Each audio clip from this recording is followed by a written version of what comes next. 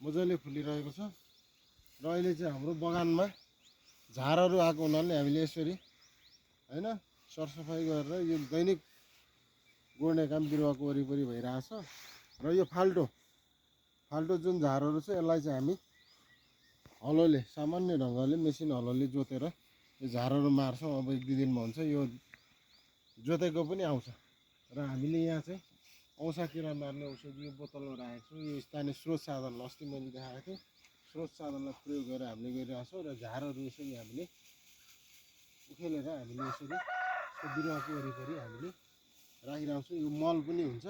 त्यसो हुनाले अब यो साइजको बिरुवाहरू हाम्रो 200-250 को लगभगमा यसपालिदेखि फल्ने क्रममा छ र यो क्रममा छ र ठुलो बुटाहरू सहित हाम्रो यो बगानमा 575 झ्याङ यो बगानमा मात्रै अहिले 575 झ्याङ बिरुवाहरू छ र यसले चाहिँ आम्दानी दिने क्रममा यो यसपालिबाट यो खालको बिरुवाहरूबाट यसपालिबाट हामीले आम्दानी लिने कुरामा हामी लागिरहेको छौँ। धन्यवाद छ। ल।